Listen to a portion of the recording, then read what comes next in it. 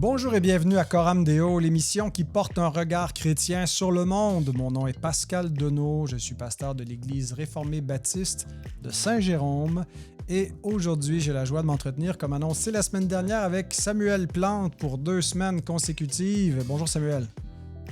Hey, salut Pascal, je suis baigné 2 semaines de suite. Wow. Ben, c'est nous qui sommes bénis, comme on dit au Québec, bénis en maudit.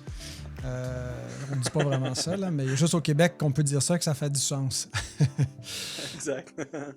Alors, aujourd'hui, on va parler d'un sujet, par contre, peut-être moins bénissant, moins réjouissant. On veut parler de la persécution, mais on veut parler d'une cause assez fréquente à la persécution dans le monde, qui est le totalitarisme. On va le prendre sous cet angle-là, les régimes totalitaires.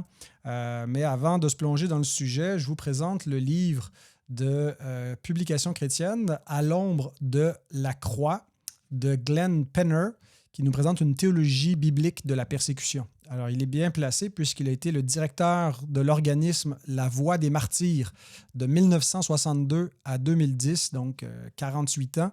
Non, plus que ça fait 58 ans. Attends, il faut que je fasse mes mathématiques là, avant de l'avoir. Voilà, c'est 58 ans. C'est assez impressionnant d'être resté en poste pour diriger cet organisme qui met de l'avant ceux qui sont sans voix, qui sont maltraités, persécutés pour le nom de Christ.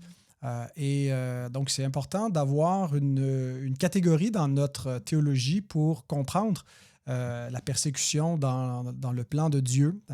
C'est quoi son sens? C'est quoi sa place par rapport à la fidélité de Dieu? Alors, ce livre-là aborde ce sujet d'une théologie de la persécution. Alors, Samuel, en réfléchissant ensemble, quand on a fixé un rendez-vous pour faire notre premier sujet, tu me proposais ce sujet-là et j'étais justement, moi aussi, en train de me dire, j'aimerais faire une émission, il faut que je me trouve quelqu'un pour discuter de ce sujet. Qu'est-ce qui t'a amené un peu à réfléchir à cela ou en fait, peut-être plus spécifiquement au totalitarisme, mais à ce que ça engendre souvent? En fait, c'est spécial, c'est que dans mes vacances, j'ai l'habitude d'étudier des sujets qui ne sont pas théologiques. Je me donne un petit congé parfois.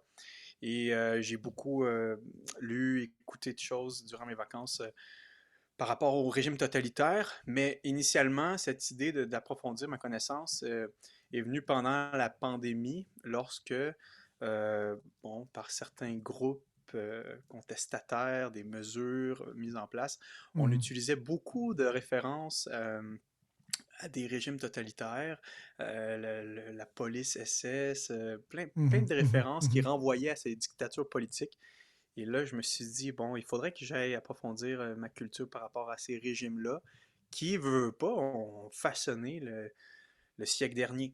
Puis on bâtit toujours sur ce qui est en dessous de nous. Faut donc d'aller visiter ces régimes-là, et qui continuent d'ailleurs dans certaines parties du monde. Pour moi, j'ai trouvé ça important. Et comme tu l'as dit, ben, ça l'amène à comprendre aussi la situation de certains chrétiens qui vivent dans ces pays-là. Et la tentation est tellement facile pour nous, chrétiens occidentaux, pour nous en Amérique du Nord, essayer de vivre très bien dans la ouate et dans la tranquillité. Et on s'en plaint pas, on est même appelé à prier pour ça.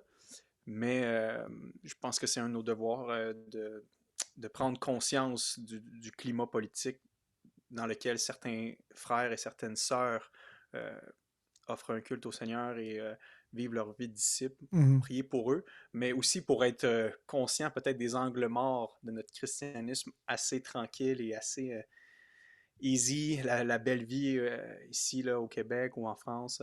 Mhm. Et je pense que ces chrétiens persécutés ont beaucoup à nous apprendre en fait. Oui, tout à fait. Non, c'est bien d'amener un regard plus nuancé sur ce qu'est véritablement le totalitarisme, puisque, comme tu le dis, ça peut être lancé parfois un peu à toutes les sauces. Des fois, on peut voir des similarités sans qu'on soit encore dans un régime totalitaire. Mais peux-tu nous aider à définir ce qu'est un régime totalitaire? Un régime totalitaire, d'emblée, c'est un régime politique ultra centralisateur et tyrannique dans lequel, et ça c'est vraiment l'élément clé, tous les pouvoirs de la vie commune et de la vie privée sont transmis, relayés ou du moins pris par l'État. Et de fait, l'individu sert le bénéfice unique de la nation ou du parti en place et souvent même du chef du parti en place. Donc, un régime totalitaire, c'est une dictature politique, mais ce n'est pas toutes les dictatures qui sont nécessairement des régimes totalitaires, mais un régime totalitaire exerce une force coercitive, une force autoritaire où tous les pouvoirs vont être transmis dans des mains uniques. Un chef unique, un parti unique. Donc déjà, un refus frontal du pluralisme politique. C'est souvent même la façon dont ils vont faire leur ascension au pouvoir, ces chefs-là, en éliminant les autres partis. On les supprime aussitôt qu'ils naissent, s'ils doivent naître lorsque le parti ou le chef unique est au pouvoir. Donc, c'est un verrouillage déjà complet de la vie politique. Et le but de ce régime-là va devenir d'institutionnaliser sa force, son pouvoir, sa domination, en transformant là, radicalement l'ordre politique, l'ordre culturel, artistique, l'ordre économique, en fonction d'une idéologie qui est unique, homogène, qui est unifiée là, autour des fois d'une théorie politique. On a vu dans le siècle dernier une idéologie communiste, fasciste, même l'eugénisme. Donc, ça, c'est une définition globale, mais il y a quand même dans la littérature, et ce n'est pas tous les historiens qui s'entendent sur les critères, mais il y a quand même quelques caractéristiques spéciales, quelques critères spéciaux qui sont à mentionner sur un régime totalitaire. Et ça nous aide comme grillage ensuite à aller enlever ou mettre certains régimes qui actuellement sont en place.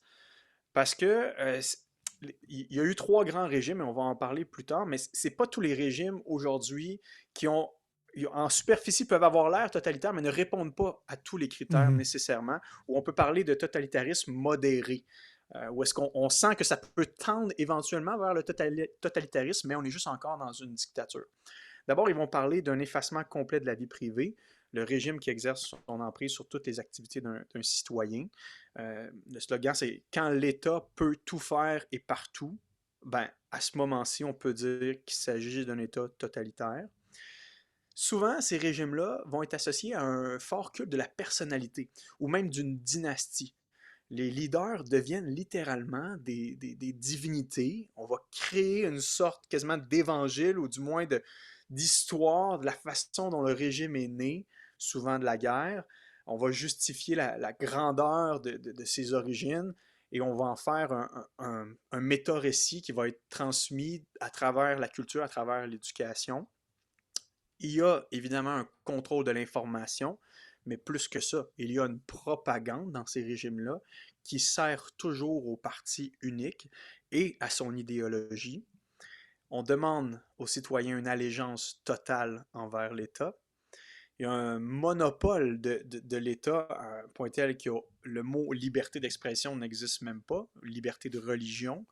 Il y a un monopole sur les aspects, sur les domaines comme scientifiques, les domaines artistiques, l'éducation. Il y a un monopole même sur le langage. George Orwell qui disait celui qui arrive à contrôler le langage contrôle la pensée, les idées. Mhm. Eh bien, c'est vraiment ce qu'on peut voir dans les régimes totalitaires. J'avais écouté un témoignage d'une jeune femme qui s'était enfuie de la Corée du Nord et qui ne connaissait pas le mot amour parce que dans son pays, c'est pas un mot qui existe. Le seul mot qui peut se rapprocher, c'est un mot qui renvoyait à l'allégeance que devait avoir le citoyen envers l'État. Ah. Donc, ça parle fort. Quand le mot amour n'existe pas dans ta langue, c'est parce qu'on l'a enrayé, on l'a éliminé. Fait que monopole du langage, surveillance accrue de la population. Et ce qui est nouveau dans les dernières décennies, ben, c'est qu'on utilise toutes les nouvelles technologies pour mieux le faire encore plus serré, pour que Big Brother ait un regard encore plus net sur la vie de chaque foyer, de chaque personne.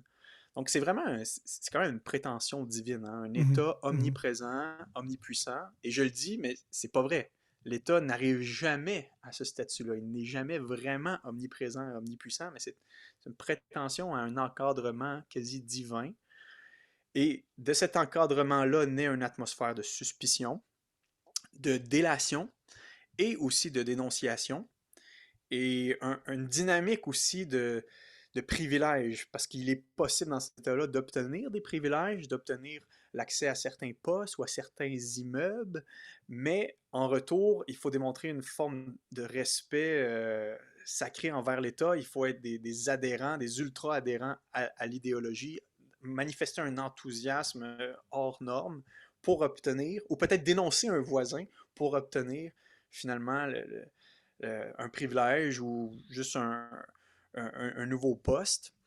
Une autre caractéristique d'un régime totalitaire, un monopole sur les armes à l'intérieur de l'État, une économie qui est centralisée, qui travaille seulement dans l'intérêt de l'État. Et aussi, parce que il faut comprendre aussi que dans ces régimes-là, l'État se retrouve toujours en train de forcer la population à un projet utopiste. J'ai entendu certaines personnes, et c'est notamment durant la pandémie, comme quoi ces régimes-là, en fait, c'est juste des régimes qui cherchent le contrôle et c'est le but de ces régimes-là, c'est juste le contrôle, juste la manipulation. Il faut faire attention parce que c'est pas souvent. Le début de ces régimes-là ne commence pas avec le contrôle, avec la manipulation, avec l'ultra-puissance. Ils commencent souvent avec des promesses de ramener l'ordre dans la nation, Mhm. des promesses de prospérité. Et c'est pour ça qu'au début, là, un régime totalitaire n'est jamais vraiment totalitaire au début. Il est plutôt révolutionnaire. Il amène la population à peut-être se rallier à lui grâce à un nouveau projet, grâce à la promesse d'une armée plus forte, à la promesse de gagner des territoires, la promesse de vaincre l'ennemi militaire, politique. Et c'est pour ça que les gens vont adhérer à ce parti-là, mais tranquillement, ce parti-là va transformer ces projets-là en un autoritarisme absolu. C'est Mhm. soudainement un État nouveau qui était séduisant en apparence, mais qui là devient dominateur et asservissant. Mhm. Bien évidemment, dans ces régimes-là, on voit une répression immédiate, violente des récalcitrants, des peines injustes, des tribunaux non pas impartiaux, mais partiaux. On a vu des camps de travail, des camps de concentration, des polices spéciales. Hein. On connaît les SS, le KGB, mais précédemment la Tchéka, les chemises noires en Italie, peut-être vous avez entendu parler. Donc, c'est des systèmes de terreur qui ne se gênent pas d'employer la force et la violence pour subsister. On se rappelle les grandes purges par Staline, des millions de morts, 1937-1938. Euh, je ne sais pas si vous le savez, mais le siècle dernier, selon les historiens, a été le siècle le plus sanglant de toute l'histoire de l'humanité. Hein. 4 hommes ont tué plus de 175 millions d'êtres Mhm. humains. Terrible. Euh, quatre hommes, et quasiment, j'ai le goût de dire 4 hommes, une idéologie. Hein? Lénine en Russie, Staline, URSS, Hitler en Allemagne et Mao en Chine. Euh, et ça, c'est ce qu'on sait. Parce que quand tu lis, tu vois qu'il y a des historiens qui se prononcent un peu à l'aveuglette sur certains chiffres, mais tu lis un autre historien qui est tout autant crédible et il va doubler ou tripler le chiffre de morts. Donc, ce sont des cultures, Wow. des Mhm. régimes de mort en quelque sorte derrière ça. Et, dernier critère, eh bien, l'idéologie qui est derrière tous les systèmes totalitaires, c'est la recherche d'un homme nouveau. Hein? Ça nous rappelle quelque chose à nous, chrétiens? La recherche d'un homme nouveau, d'un être, d'une recréation de l'être humain. Donc, l'État va faire pression avec des projets utopiques sur la population afin de penser susciter à travers ça un homme utopique, un homme exemplaire qui représenterait en lui-même l'incarnation du dépassement de toutes les tensions, qui incarnerait, qui incarnerait parfaitement en fait les idéaux du régime. Et Mhm. on peut penser à l'Arien en Allemagne nazie, cet homme pur, cet homme parfait. On peut penser aux soldats en Corée du Nord actuellement, c'est ce militaire qui se donne pour sa nation, qui est prêt à faire des parades, qui est prêt à mutiler son corps. Eh bien, c'est ce que le régime totalitaire en Corée du Nord recherche et pense pouvoir faire naître, un être héroïque, prêt à tous les sacrifices, endurci par une éducation de viking, une éducation spartiate quasiment, totalement soumis à l'État et à son chef. Donc, on peut quasiment dire une motivation religieuse derrière ça. Mhm. Ouais. Euh, ouais. Ben, ça nous donne un bon portrait, à tout le moins au niveau théorique et idéologique, de ce qu'est un régime totalitaire. Et bon, tu as déjà mentionné quelques grands noms qui sont associés au totalitarisme, mais pour nous aider à se faire un portrait, rien de tel que d'avoir là, les exemples concrets, historiques, comment ça s'est manifesté, le totalitarisme. Alors, peux-tu nous parler des grands régimes totalitaires sous lesquels les chrétiens du passé ont vécu? On parlera aussi peut-être ceux du présent, mais ce qui est vraiment derrière nous, qu'on peut étudier comme des historiens, c'est quoi ces grands régimes totalitaires auxquels on peut penser? Les trois premiers et les plus grands régimes totalitaires, et souvent les plus connus, ont vu le jour au tournant de la Première Guerre mondiale. C'était une situation de bouillonnement politique, d'instabilité économique un peu partout dans le monde. Et ce sont souvent des situations dans l'histoire qui sont favorables à des révolutions, mais aussi à l'application de nouvelles théories politiques. Et ces gens-là, inspirés d'un penseur comme Rousseau, ont voulu appliquer certaines théories politiques. Et c'est à ce moment-là qu'on a vu apparaître en Europe des régimes autoritaires, beaucoup plus autoritaires que démocratiques. On parle des deux régimes fascistes. En Italie, le régime fasciste sous Benito Mussolini, qui a été mis en place dès les débuts de 1920, qui va prendre Rome en 1922. En Allemagne, avec Adolf Hitler, qui arrive au pouvoir autour de 1933, du moins il devient chancelier en Allemagne, avec une idéologie assez particulière, une idéologie biologique de la race aryenne, pure, et finalement, il va finir par installer un régime totalitaire jusqu'à la Deuxième Guerre mondiale. Et le troisième régime, qui cette fois n'est pas fasciste, mais bien communiste, c'est avec Staline en URSS, en Union soviétique, qui lui aussi est né en plein dans la Première Guerre mondiale. Ça commence avec Lénine, et ensuite Staline va arriver au pouvoir en 1928. Donc ça, ce sont des trois plus grands régimes, du moins c'est la naissance du totalitarisme. Et bien évidemment, quand on se penche dans l'histoire, on voit qu'il y a eu des tyrans dans toute l'histoire de l'humanité. Là. On peut remonter à l'Égypte, on peut remonter aux Actes des Apôtres avec Néron ou avec d'autres rois qui se sont prétendus ayant une autorité divine.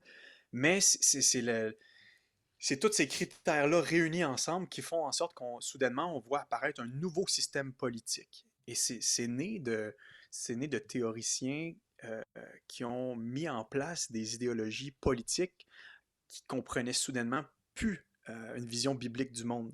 Mhm.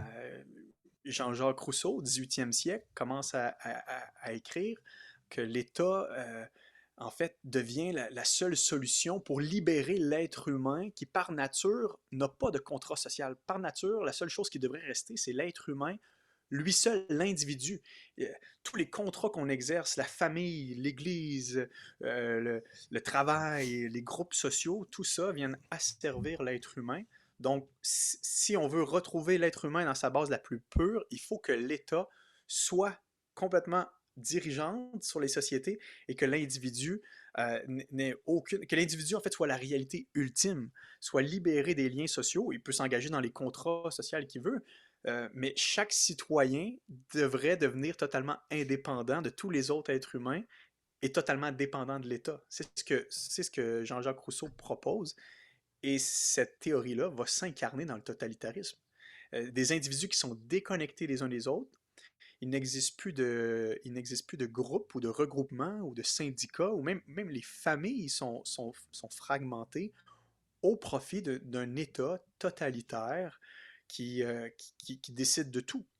Mais c'était à la base, dans la pensée de Rousseau, c'était la solution, c'était la rédemption, là. Un État libérateur qui va permettre à l'être humain de s'émanciper parce que soudainement, Mhm. il ne sera plus obligé d'avoir des contrats sociaux. Ouais. Mais ça, c'est pas la vision biblique du monde, ça. Ce que tu dis est surprenant pour beaucoup d'auditeurs, mais je pense, même pour l'animateur, parce qu'on pense, quand on pense à Rousseau, bien qu'on bon, l'associe avec le siècle des Lumières, un petit peu le triomphe du moi moderne avec les idéologies contemporaines qui ont germé tardivement, mais qui étaient déjà là en germe à l'époque de Rousseau et des Lumières.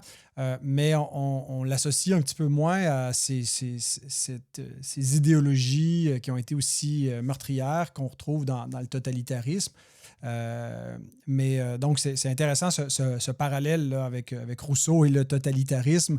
Est-ce que c'est fréquemment que les anthropologues ou les historiens font cette association-là?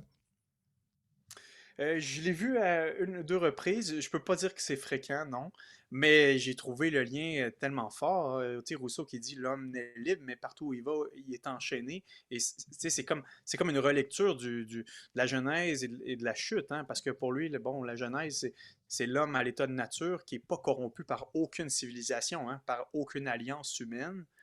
Et vraiment, pour lui, la rédemption, c'est un idéal de l'État qui domine positivement le peuple. Et c'est là peut-être qu'on a de la misère à faire le lien entre les régimes totalitaires et Rousseau, mais c'était utopique de penser que Ouais. l'État allait pouvoir euh, sauver l'individualité de chaque personne. Dieu seul peut faire ça. Mais même Dieu le fait pas en nous déconnectant, en nous amenant comme des atomes uniques. Dès la Genèse, l'être humain est image de Dieu, euh, déjà dans son individualité, mais il est aussi homme et femme. Les groupes sont l'initiative de Dieu. Euh, donc, priver l'être humain, l'individu de tous les groupes, l'Église, l'école, tout ça, c'est l'exposer à une vulnérabilité quasi totale parce qu'il Mhm. n'y a, plus d'autre identité, il n'y a plus d'autre loyauté rivale, ne serait-ce que l'État. Fait que Ouais. c'est ça. Peut-être que c'est un des liens, je pense pas que c'est le seul penseur, mais mon point, c'est de dire, faut pas aller penser que ces hommes-là, révolutionnaires, Mussolini, Mhm. Hitler, ont pris ces théories-là du jour au lendemain, se sont levés, puis soudainement, ils voulaient Dans devenir le des États vide, là. totalitaires. Ouais. Non, c'est Non, c'est ça. ça. Ouais, et puis souvent, on pense à Rousseau qui dit, bon, tu sais, l'homme n'est bon, c'est le monde qui le corrompt, mais manifestement, il le soustrait de ces acteurs qui sont des agents de corruption dans l'homme, l'État lui-même. Et donc, il faut être très euh, naïf pour penser qu'un État est désintéressé, que le gouvernement n'a pas d'intention. On le voit juste dans notre monde aussi sécularisé qu'il peut l'être, où le gouvernement nous fait la morale, nous annonce, veut nous éduquer, nous faire la bonne morale, nous dire cette façon de penser est mauvaise, c'est fait avec douceur, c'est-à-dire qu'on nous on pourrait dire une forme de tyrannie soft, là, où il y a certaines façons de penser qui vont avoir droit de cité, qui vont être encouragées, d'autres moindres. Mais ce que tu as mentionné, que le caractère religieux de l'État me semble être vraiment une des caractéristiques très prédominantes de tout ce qui va s'apparenter de proche ou de loin au totalitarisme ou ce qui peut devenir du totalitarisme quand il n'y a plus de Dieu, c'est l'État qui devient Dieu et qui s'impose comme tel et qui finalement devient non pas un Dieu bon, mais un Dieu tyrannique. Oui, et les mêmes paramètres religieux, on les voit dans les systèmes totalitaires. Juste les noms qu'on a donnés à ces hommes-là, là, le petit père des peuples, le guide. Présentement en Corée du Nord, il faut littéralement offrir une adoration à cet homme-là, à cette dynastie-là. Il y a un discours qui est même sacralisé. On va créer un récit comme quoi sur cette fameuse montagne-là, le grand-père a vécu, a eu des révélations, il a vaincu, il a eu une puissance extraordinaire et ça devient une sorte de Bible. Donc, Tu sais, c'est comme si le père avait envoyé le fils, et là maintenant on a accès au Mhm. petit-fils qui va finalement sauver la Corée du Nord de son ennemi, les Américains. Fait que c'est vraiment, l'État demande une allégeance de cœur venant de la Mhm. population. Et c'est dans ce Ouais. sens-là que c'est très religieux, là. Oui, ben, comme vis-à-vis de beaucoup d'autres formes d'idéologie qui ne prennent pas nécessairement des formes politiques ou pas toujours, il y a cette façon de singer la, la, la foi biblique et chrétienne où c'est ça, on peut faire ces parallèles, mais avec une influence qui est diabolique finalement. Euh, c'est probablement plus facile d'étudier les régimes totalitaires du passé parce qu'ils ont cessé, parce qu'on a accès peut-être à des documents, des archives, des ressources qui nous permettent de les mettre à jour. Mais le totalitarisme, il y a encore des régimes totalitaires dans le monde qui sont plus obscurs, qui sont difficiles à percer. Tu as évoqué la Corée du Nord avec Kim Jong-un et puis toute cette dynastie dont il est le dernier en ligne. À part cela, est-ce qu'on peut considérer parmi les autres gouvernements dans le monde, est-ce qu'il y en aurait d'autres qu'on peut qualifier de totalitaires? Oui. Mais en fait, c'est ça. Après 1945, il n'y a plus de régime fasciste, il n'y a plus de totalitarisme en Europe occidentale, et il n'y en a pas eu depuis. Par contre, de l'autre côté du rideau de fer, en Union soviétique, après la mort de Staline, il a perduré sous une forme plus atténuée, surtout dans la Chine du divin Mao, autour de 1949. Donc, d'autres systèmes ont été jugés totalitaires. Par contre, il faut savoir que euh, ça a été parfois des périodes plus de dictature, et d'autres fois des périodes où on pourrait dire là c'était vraiment plus totalitaire. Et j'ai trouvé un dicton populaire qui circule en Allemagne qui donne la différence entre une démocratie, une dictature et un totalitarisme. C'est-à-dire en démocratie, tout ce qui n'est pas permis est interdit. Sous une dictature, tout ce qui n'est pas permis est interdit. Et dans un totalitarisme, tout ce qui n'est pas interdit est obligatoire. Hmm. Donc, tu vois un peu la nuance, là. Mhm. Ouais, Euh, c'est très il- éclairant et succinct comme façon de le présenter. donc, c'est sûr qu'avec cette grille-là d'analyse en tête, on peut voir que, bon, comme je l'ai nommé, le régime, le Parti communiste chinois, avec Mao Zedong et toutes les atrocités, les génocides qui ont été commis, les meurtres de masse, l'emprise, le pouvoir, on peut qualifier ça d'un régime totalitaire. L'Empire du Japon de 1930 à 1945, hein, qui s'est allié avec la triple alliance, là, Rome, Berlin, Tokyo. On a eu des petites périodes en Autriche, en Norvège, régime Vichy en France, mais ça a été des petites périodes. Et présentement, de nos jours, on l'a mentionné plus tôt, il y a la Corée du Nord qui, depuis 1949, mais surtout après la guerre des deux Corées, est considéré comme un régime totalitaire. Il y a l'État islamique, communément appelé Daesh, de 2015 à 2019, qui a été qualifié de totalitaire comme régime, plusieurs dizaines de milliers de morts dans des combats, dans des attentats un peu partout dans le globe, principalement dans la guerre d'Irak et dans la guerre civile syrienne. Les talibans en Afghanistan de 1996 à 2001 et bon, de 2021 à aujourd'hui, il y a une instauration d'une théocratie qui prône un retour à l'islam pur. On peut même voir dans certains pays, dans certaines places en Afghanistan, l'existence d'un ministère pour la promotion de la vertu et la répression du vice, contrôlant, comme un régime totalitaire le fait, les aspects de la vie des Afghans. En Arabie saoudite, la politique en place est considérée comme totalitaire, mais modérée. Il y a beaucoup de choses qui sont tolérées, mais c'est quand même une monarchie absolue islamique contrôlée par deux familles, le Coran comme loi. On parle de l'étirer, un pays en Afrique de l'Est, comme étant la Corée du Nord, mais en Afrique, une prison à ciel ouvert, comme elle est décrite, parce que c'est un régime totalitaire à ce jour. Il y a le Turkménistan, qui est en Asie centrale, qui est un des pays les plus fermés au monde, qui depuis son indépendance est dirigé par un régime totalitaire, et le culte de la personnalité est très fort là-bas. La Syrie, en Asie aussi, avec la dynastie là, El-Assad, qui est au pouvoir depuis 1970. Il y a eu le papa, là, maintenant c'est le fils qui règne. La Biélorussie est aussi considérée comme un régime totalitaire, mais on fait des petites nuances là, entre.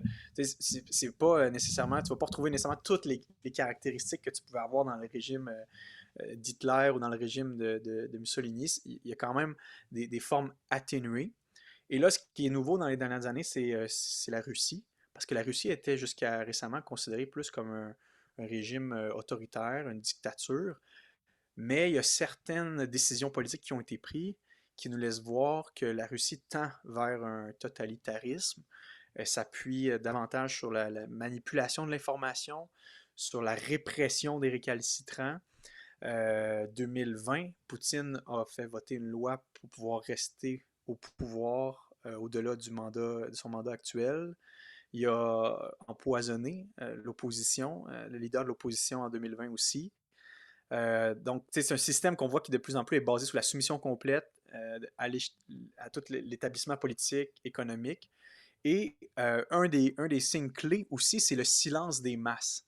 J'ai lu un historien qui disait que l'assentiment silencieux de la majorité est un des signes clés de l'autoritarisme qui devient un totalitarisme tranquillement. C'est que tu n'entends plus de voix dissonantes, des voix qui s'opposent. On ne les entend plus. Donc, évidemment, on fait le lien que ces voix-là sont réduites au silence.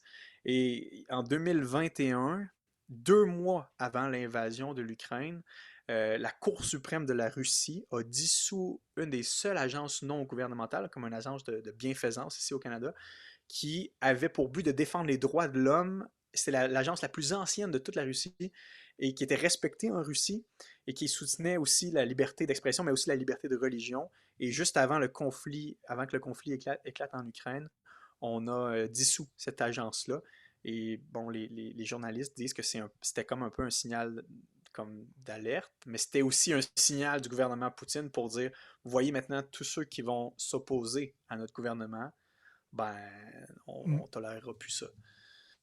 Donc, c'est pour ça qu'on peut dire qu'on peut affirmer que la Russie semble tendre vers une forme de totalitarisme. Permettez-moi de prendre un instant pour souligner l'importance cruciale de la formation théologique. Je suis très heureux de collaborer avec la faculté Jean Calvin d'Aix-en-Provence. C'est un établissement reconnu pour son enseignement biblique et théologique de très grande qualité. La faculté Jean Calvin offre une formation pour préparer de futurs pasteurs, mais aussi divers serviteurs en les équipant pour répondre à l'appel de Dieu sur leur vie. Que vous envisagiez le pastorat ou souhaitiez simplement approfondir votre compréhension de la Bible, de la théologie, des langues bibliques et de l'histoire du peuple de Dieu, je vous recommande vivement les programmes de la faculté Jean Calvin. Ils sont disponibles aussi bien sur le campus dans la magnifique région d'Aix-en-Provence que via la formation à distance, offrant une flexibilité optimale. Si vous voulez en savoir plus, consultez le site facultéjeancalvin.com. Ouais. Ben, avec cet élément-là, d'une part, le totalitarisme, on veut examiner souvent de ses conséquences directes pour les chrétiens, c'est comment est-ce qu'ils vivent dans ces pays, parce que le christianisme est généralement vu comme une influence qui sera une menace pour le pouvoir politique, donc qui est réprimé. Dans certains pays, c'est vu comme une influence occidentale, mais donc il n'y a aucune idéologie totalitaire là, qui fait place pour le christianisme. Il y a l'Église de Russie qui est quand même sous le contrôle, là, qui est comme une alliée complice là, du régime actuel. Mais donc, on veut discuter un peu dans le dernier pan de notre échange ensemble sur la persécution des chrétiens. Et bien sûr, ce n'est pas seulement dans des régimes, sous des régimes totalitaires qui se qualifient, là, selon tous les critères que tu nous as donnés pour être totalitaires. Les chrétiens sont persécutés dans des pays démocratiques également. On pourra essayer d'identifier un petit peu dans quel endroit dans le monde ils sont persécutés et pourquoi. Mais généralement, comment est-ce que vivent les chrétiens et comment est-ce qu'ils vivent la foi chrétienne dans les pays où c'est interdit? Mm. Un des défis qu'on rencontre quand on veut répondre à cette question-là, c'est l'accès à l'information. Parce que ces gens-là, souvent, sont coupés, sont forcés d'être coupés du reste du monde. Ils font très attention à leur communication parce que leur vie en découle, hein. Euh, mais heureusement, il existe des organisations comme Porte Ouverte, Open Door, des organisations chrétiennes qui tentent juste ou La Voix des Martyrs, comme tu as mentionné, qui cherchent à juste donner l'information sur comment vivent les chrétiens, ou du moins qu'est-ce qu'ils vivent.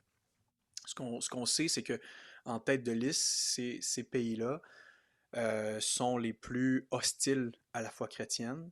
Euh, mais il faut dire aussi, par contre, en partant, que ces pays-là sont hostiles à toute autre idéologie en Ouais. place qui cherche à amener, qui cherche à imposer un autre César. Et quand je parle de César, ben, ça peut être un autre parti, mais ça peut être aussi une autre façon de voir le monde. Pour un régime totalitaire, c'est peut-être la plus grande menace de savoir qu'un petit groupe de personnes considère Christ comme étant le seul roi de l'univers et lui offre allégeance totale. Ben, c'est sûr que pour la police idéologique en place, c'est priorité numéro un de réduire ces gens-là au silence parce qu'ils peuvent en influencer plusieurs autour d'eux. Donc, les gouvernements autoritaires, totalitaristes, considèrent le christianisme comme une menace pour leur stabilité, la stabilité du pouvoir. Et c'est pour ça qu'on ne peut même pas dire que la persécution est du ressort de la menace, de la discrimination, des injures, comme ça peut l'être dans certains pays, par exemple musulmans. Mais la persécution est à son maximum. On parle de violence ici envers les chrétiens, d'enlèvement, d'abus sexuels, d'esclavage, d'emprisonnement dans des conditions choquantes, de torture, de meurtre. Euh, En Corée du Nord, être découvert en tant que chrétien, c'est immédiatement une condamnation à mort. Soit les croyants sont déportés dans des camps de travail en tant que criminels politiques, mais bon, des camps de travail, c'est être généreux, là, c'est un euphémisme, c'est plutôt Mhm. des camps où est-ce qu'on les fait Une dépérir. sentence de Soit ils mort sont tués sur... lente, là.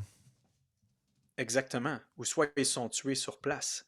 Et on estime qu'il y a des dizaines de milliers de chrétiens qui seraient détenus dans des camps de travail à travers le pays. Et il faut se rappeler aussi que dans des régimes totalitaires, les chrétiens, présentement, ne luttent pas seulement pour leur foi, ils luttent pour leur vie, hein. Ces Mhm. chrétiens-là luttent pour Mhm. leur survie. Euh, des enfants se nourrissent de sauterelles et de crapauds pour vivre et des plantes lorsque la saison est favorable. Donc, c'est non seulement d'une misère et d'une pauvreté humaine, mais ces gens-là, ces chrétiens-là, ont à lutter pour leur vie, mais aussi pour leur foi, dans un contexte qui est quasiment impossible. On sait que certains vont, on va apprendre à travers des emprisonnements que certains chrétiens arrivent à se rassembler de manière extrêmement secrète, soit dans des sous-sols, soit dans des forêts. Mais encore là, lorsqu'ils le font, d'abord, c'est potentiellement au prix de leur vie. Mais ce Mhm. qui est plus tragique, par exemple en Corée du Nord, c'est que lorsque tu t'affiches comme chrétien, ou du moins tu tentes juste d'avoir un culte souterrain, c'est que tu sais que si tu te fais attraper, non seulement ta vie est en péril, mais on va aller emprisonner, on va aller torturer, on va aller faire violence à toute ta famille pour être sûr que l'influence arrête, et peut-être même à ton voisinage. Donc là, ça devient une torture mentale. En plus d'une torture physique, de la misère à vivre, spirituellement extrêmement difficile de s'associer au Christ.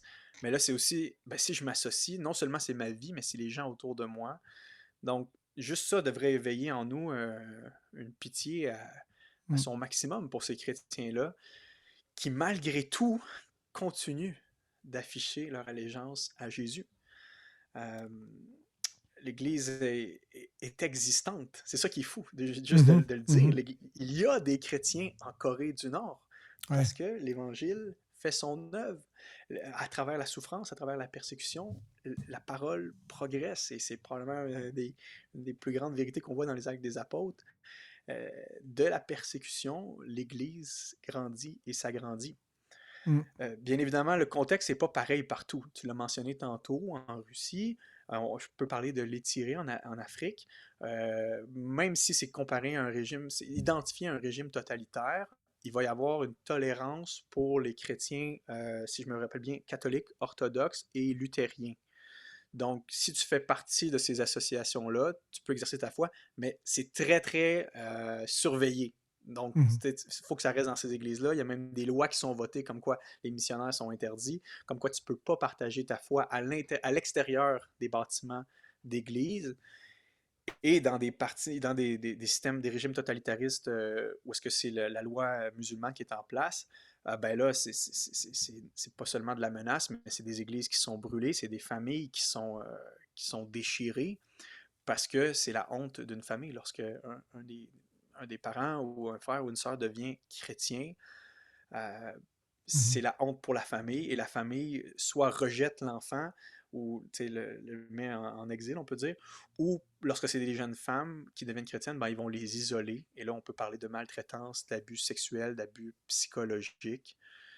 Donc, c'est littéralement au prix de leur vie, même si c'est pas c'est pas leur vie physique, mais ils sont réduits à néant lorsqu'ils deviennent chrétiens. Ouais. Parce qu'en vertu de la loi islamique, c'est pas accepté, ça. Mm. Ouais, et plusieurs pays donc ont des lois anti-conversion. Il y a certains pays à majorité musulmane qui ont déjà depuis des siècles une population chrétienne qui est tolérée, contenue, mais les musulmans qui se convertiraient au christianisme dans ces pays-là, c'est eux qui sont les plus maltraités et en danger. On reçoit donc des nouvelles de façon hebdomadaire là, de l'organisme Porte Ouverte qui envoie chaque semaine qui publie un article là, sur le site là, porteouverte.ch, je pense, parce que c'est en Suisse. Des requêtes de prière et un témoignage. C'est principalement donc de ces régions que tu nommes, soit de l'Extrême-Orient, en Corée, en Chine ou dans les pays arabo-musulmans. Parfois, ça vient d'autres endroits du monde qui surprennent un peu plus, que ce soit au Mexique ou d'autres pays d'Amérique latine où il y a des Colombie. persécutions. Mais voilà, c'est un peu plus dans l'Asie et en Afrique que les chrétiens sont persécutés. Euh, bon, c'est pas de nouveauté et ça risque d'être comme ça jusqu'à ce que Jésus revienne. Il y a toujours eu des chrétiens qui ont dû vivre leur foi dans les catacombes et on est heureux qu'il y ait des centaines de milliers, semble-t-il, de chrétiens nord-coréens qui, depuis plusieurs décennies, arrivent à maintenir la foi, à la transmettre dans des conditions les plus périlleuses, les plus difficiles. Mais c'est un témoignage encore là de la puissance de Christ qui dit que les portes du séjour des morts ne peuvent pas prévaloir contre son Église, que il y a une espérance tellement grande et glorieuse dans la foi chrétienne qui nous permet de supporter les souffrances du temps présent comme étant de légères afflictions quand on les compare à la gloire à venir et qui sont aussi de légères afflictions quand on les compare aux peines éternelles à venir pour ceux qui rejettent le Christ, mais en particulier ceux qui s'attaquent à son Église. Euh, donc, quand on réfléchit à tout cela, qu'on réfléchit aux martyrs du passé, mais aux martyrs contemporains, comment est-ce que on doit prendre exemple, nous qui ne sommes pas persécutés, on goûte à l'opprobre du Christ. Ça nous dit bien sûr que tous ceux qui veulent vivre pieusement en Jésus-Christ seront persécutés. Donc, on peut faire face en Occident à des moqueries, au mépris. On sent qu'il y a un peu le vent qui tourne aussi, que d'être chrétien, ça devient de plus en plus... il y a un prix à payer, en tout cas dans certains secteurs de la société, de s'afficher comme chrétien. Ça viendra avec des formes de persécution qui ne sont pas de l'ampleur des choses qu'on a. Mais comment donc pour nous, en Occident, avec une liberté assez grande et un confort relatif, est-ce qu'on peut prendre exemple sur les chrétiens persécutés, Samuel? Hmm. Mais bien, comme tu le mentionnais, tu sais, c'est une église très faible, mais très forte. faible physiquement et en apparence, mais en réalité très forte, très ingénieuse, prête à tout pour non seulement vivre pour Christ, mais propager la foi. J'ai entendu l'histoire de chrétiens qui sortaient, qui avaient réussi à s'enfuir de la Corée du Nord et qui tentaient par toutes sortes de moyens d'évangéliser leurs compatriotes en Corée du Nord. Ils étaient en Corée du Sud, proche des frontières, et envoient des bibs à travers des parachutes et espèrent que l'armée ne va pas les détecter. Et là, les bibs tombent en masse en Corée du Nord. Et tu penses à ça et tu vois tout le zèle missionnaire quand même dans un pays où c'est comme, même si la pression est tellement grande, ben ça pousse l'Église de l'intérieur à faire preuve d'une ingéniosité, d'une créativité, d'une force missionnaire, même dans des endroits extrêmement difficiles. Donc, moi, je trouve que nous, ça devrait susciter en nous le désir d'être encore plus courageux dans Mhm. notre annonce de Mhm. l'Évangile, dans un contexte ouvert comme le nôtre, avec liberté d'expression, liberté de religion. Ce sont des chrétiens qui ne sont pas des chrétiens de nom. Hein. Le nominalisme n'existe pas Non. dans ces pays-là, ou presque pas. Et ça devrait être une exhortation pour nous, chrétiens, qui pouvons vivre de manière très, très paisible ici, de savoir qu'il y a dans certaines parties du monde des chrétiens qui renoncent à tout, famille, amis et même propre vie pour suivre Jésus, qui sont conscients du coût que ça implique, là, un coût réel, mais malgré vents et marées, s'identifient au Christ, le suivent. Et grâce à ce courage-là, vont susciter l'intérêt et même le respect de la part des personnes autour d'eux qui ignoraient le christianisme. Mais lorsqu'ils voient que ces gens-là se soumettent à Jésus avant même de se soumettre à l'empereur, ben, c'est un puissant témoignage qui est rendu à Christ. Mhm. Une allégeance envers le seul et unique roi, Jésus. Pour nous, ça devrait nous. On n'a peut-être pas des Césars devant qui on peut plier le genou, quoique quand même l'État peut devenir un dieu assez facilement pour nous autres, mais on peut facilement laisser entrer toutes sortes de Césars dans nos vies, toutes sortes d'idées, de projets, d'ambitions, ambition de consommation, l'argent, le plaisir.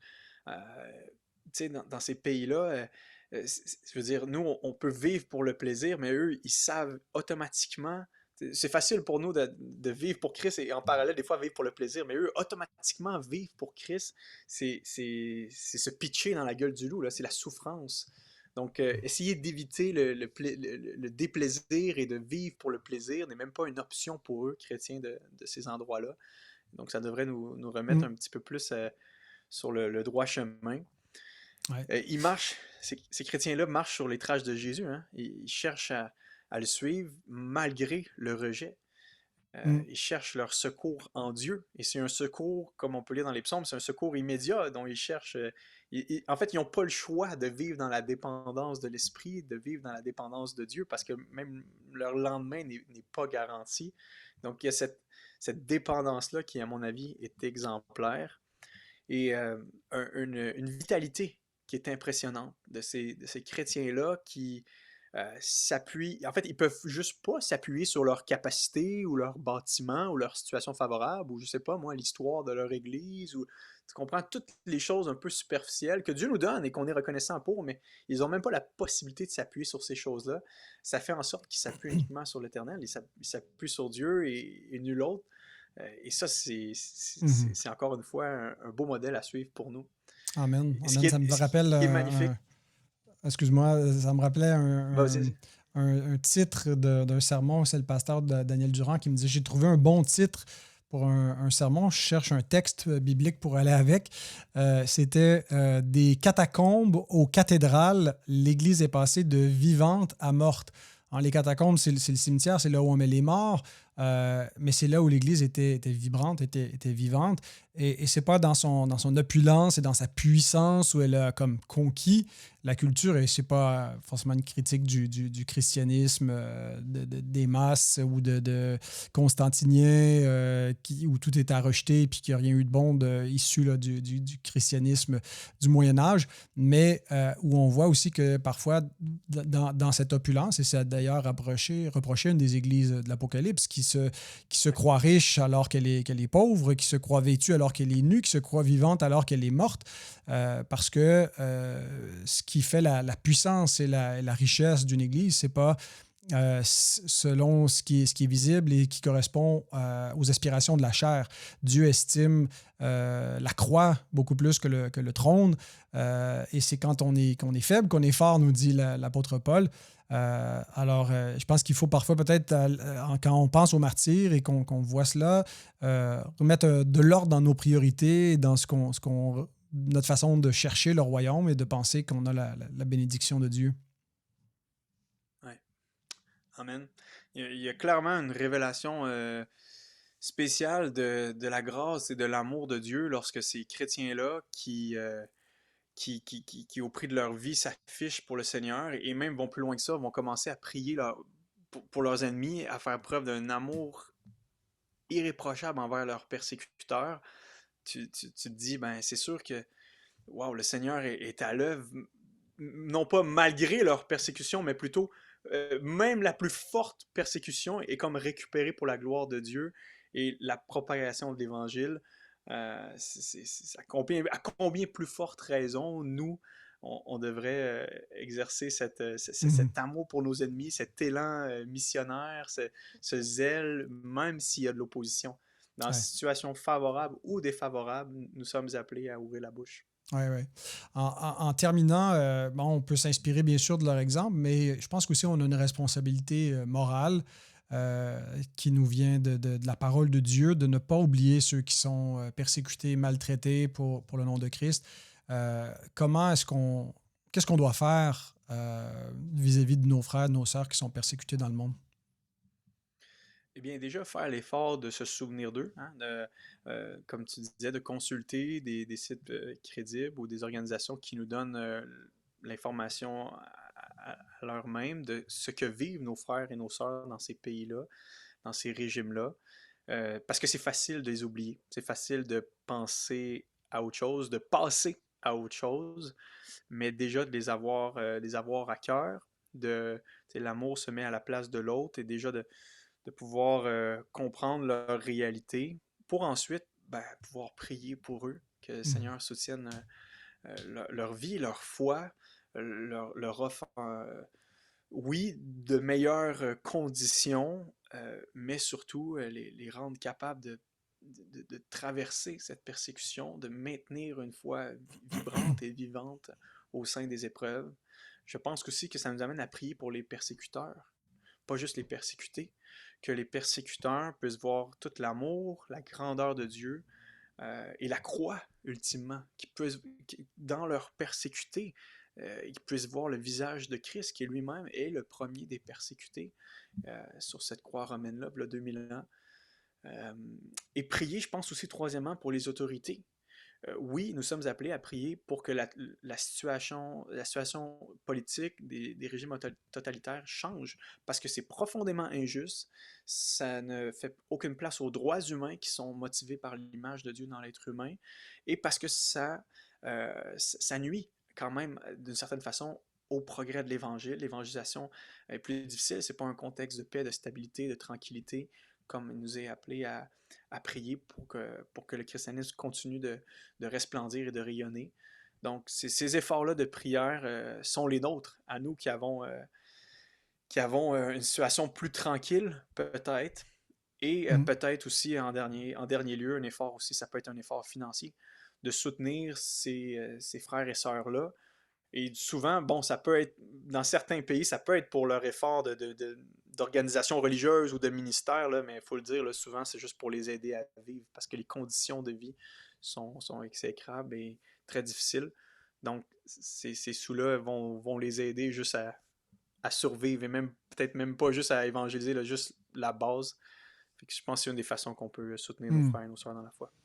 Après avoir prêché sur des textes de l'Évangile où il est question de la persécution, j'ai eu la conviction que je devais diriger comme pasteur notre Église à prier chaque semaine pour l'Église persécutée. Alors, j'ai pris la décision à ce moment-là de toujours relayer cet article que Porte Ouverte publie en français et qui donne des requêtes de prière spécifiques pour différents contextes où les chrétiens sont persécutés.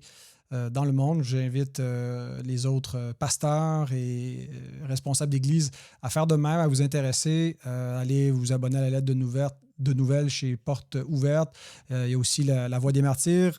J'ai mentionné son directeur, je ne sais pas si ça a été le fondateur, en présentant le livre un peu plus tôt, À l'ombre de la croix, de Glenn Penner. J'ai recalculé, là, c'est pas 58 ans, mais bien 48 ans où il a dirigé l'organisme La Voix des Martyrs. Donc, vous n'avez pas besoin de tous m'écrire puis me laisser dans le commentaire que je ne sais pas calculer mentalement. Voilà. Donc, Vous avez merci. toujours le droit de le faire, hein? Vous pouvez, si vous voulez. Ça vous fait plaisir de me prendre en faute. Vous êtes libre. C'est pas un système totalitaire, Coram Deo. Vous êtes libre de vous exprimer. Amen. Amen. Eh bien, merci beaucoup, Samuel, pour ta contribution d'aujourd'hui et aussi de la semaine dernière. C'était intéressant d'avoir ces échanges avec toi. Merci, Pascal, de me recevoir. Toujours intéressant de piquer une petite jasette avec toi autour de sujets qui sont des fois même en dehors de nos champs d'expertise, mais qu'on essaie de bien amener. Amen. Puis, écoute, on remettra ça. On trouvera un autre sujet qui nous passionne, qui nous intéresse et qui pourrait peut-être être utile pour les auditeurs. Mais donc, en attendant, je vous donne rendez-vous la semaine prochaine pour la présentation d'un ouvrage. Ça fait déjà quelques semaines et mois qu'il est paru. C'est le livre édité par Angie Velasquez Thornton. Elles ont vu la fidélité de Dieu. Des témoignages de différentes femmes qui ont connu diverses épreuves, dont une, par exemple, qui est d'arrière-plan musulman. Alors, qu'est-ce que ça implique de se convertir à Christ dans ce contexte-là? Mais ça touche autant à l'infertilité, les fausses couches, la maladie, et donc 16 différents témoignages. Et voilà, donc ça sera pour la semaine prochaine. Bien sinon, entre-temps, vous pouvez nous soutenir, faire un don pour le travail de Coram Deo. Si on peut avoir des dizaines de petits donateurs, ça va faire une grande différence, là.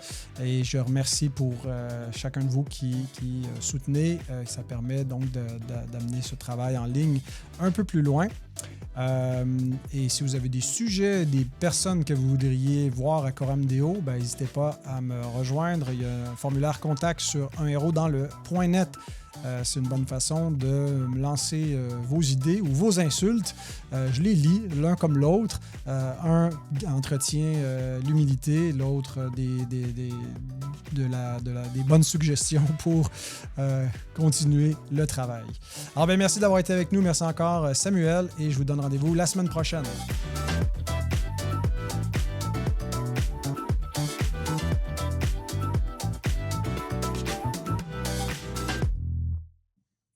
Ouais. D'ailleurs, on attend un troisième bébé. Je sais pas si Ah ouais, félicitations. Ouais. Attention, là, Merci. c'est enregistré, ça va être dans le bêtisier. C'est pas une bêtise, mais ça va être public, là. C'est correct, ça sort en juillet, ça? Oui, le bébé, lui, il sort quand? Il sort en novembre. Mais c'est correct, on va l'annoncer, là. On a un écho là, au mois de juin, je pense, là. On va l'annoncer publiquement. OK. Ouais, mi-novembre. Good. De toute façon, on ne pourra plus le cacher, le rendu après 6 mois de grossesse. C'est comme dans le monologue d'Yvon Deschamps, tu sais, il dit il voulait pas de bébé, puis là, sa femme s'était arrangée pour tomber enceinte de lui sans qu'il le sache, là, tu sais, en trafiquant les moyens de contraception. Puis là, il dit, j'étais trop... j'avais trop d'intuition pour qu'elle puisse me le cacher. Fait qu'il dit, à un moment donné, elle passe devant moi, puis elle dit, elle m'a caché la télévision un petit peu plus longtemps qu'à l'habitude. J'ai dit, Minou, tu serais pas enceinte, toi? Elle dit, oui, puis que tu le veuilles ou non, dans 2 semaines, tu vas être père. Il y avait pas trop de... c'est Yvon Deschamps, c'est... Écoute, déjà là, à 14 semaines, la bédaine est assez grosse qu'on peut pas le cacher à l'église. Là. Fait que, ouais, c'est ça. Là, c'est comme au point, quand les gens, tu sais, sont pas certains. Il y a toujours un point critique. Tu sais pas si la sœur est enceinte ou si c'est pas remis complètement de son ancien accouchement. Tu sais, si c'est pas quelqu'un que tu connais tant que ça, fait que tu n'oses pas poser la question. Quand c'est pas absolument certain. Ça peut être froissant un peu si ça s'avère qu'elle n'est pas enceinte. Juste les femmes qui vont poser dans l'oreille la question, mais les gars, on dit rien. Oui, c'est ça. On attend que ça se révèle, que la personne nous le dise. Ouais. Good. Ben, félicitations à toi et c'est Karen, hein? Karel. Karel, ouais. Excuse-moi. Ouais. Merci, Pascal. On est super contents, super heureux. Ça fait longtemps qu'on voulait un troisième enfant. Good. La marche est plus haute de 2 à 3 que de 1 à 2. En tout cas, nous, on a trouvé. Ah ouais, tu trouves? Ah ouais, ben, tu sais, à 2, t'es encore tes 2 parents, 2 enfants, mais là, tu tombes en minorité, là, tu vois. Des fois, tu n'as Ouais. plus assez de bras et d'yeux et d'oreilles pour t'occuper de superviser tout ça. Non, ça gère bien, mais j'ai trouvé quand même qu'il y avait une différence plus importante de passer de 2 à 3 que de 1 à 2. Ouais. Mon père me dit la même chose. Sam, c'est le pire, c'est le troisième. Mais c'est parce que je pense qu'il dit ça parce que c'était moi le troisième. Oui, c'est ça. Il y a peut-être un peu de ça. Voilà, avoir une théologie évangélique bien rodée, puis sympathique aussi, comme toi, tes invités. Merci C'est un beaucoup, mon effort frère. d'évangélisation aussi. Merci, ça m'encourage. Je m'en allais lâcher, là, mais on va continuer une couple d'épisodes. De temps en temps, une fois ou deux par année, je me dis, j'arrête. Puis là, bon, je vais en faire encore un petit bout, là, mais si je suis encore écœuré, j'arrête. Tu devrais faire un podcast avec soit ta femme pour qu'on connaisse un peu plus, ou même tes enfants, ça serait drôle, là, tu sais. Je sais pas, une idée comme ça là, qui me vient. Là. Les enfants, ils veulent venir. Ma femme, elle veut pas venir.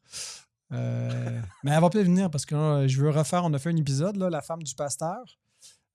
Puis avec 3 pasteurs, mais là, je veux le refaire avec les femmes de pasteurs, pas forcément celles de ceux des premiers invités, mais avoir le point de vue là, des épouses. Et j'en ai parlé à ma femme. Elle aime pas trop se mettre de l'avant. Là. Elle est pas très. Elle est discrète, là. Elle aime pas être sous les projecteurs. Mais elle y pense, là. Elle y pense. Fait que peut-être cet automne. C'est bon. Super, ce serait le fun les connaître davantage. All right. Bon, ben écoute, je te laisse au tien. Bonne soirée. Tu salueras Karel de ma part. Et puis, ça sort en juillet. Là. Tu vas avoir eu le temps d'oublier tout ça, mais je te le notifierai pour comme ça, tu pourras les partager si tu veux. Je vais être avec ton fils en Abitibi en train de me faire piquer c'est par ça. des grosses mouches noires puis annoncer Ouais. l'évangile. C'est parfait. Hors réseau, pas d'Internet. Fait que mec, tu reviennes dans la civilisation. tu nous partageras ça. N'hésite pas à me transmettre mettons, si tu reçois des critiques ou des commentaires, ou en tout cas, ça me ferait plaisir de voir un peu les feedbacks, surtout sur celui sur le totalitarisme. Je serais curieux d'entendre les feedbacks. All right. C'est bon, mon frère. Merci, Pascal. À la prochaine. Salut. Bye bye.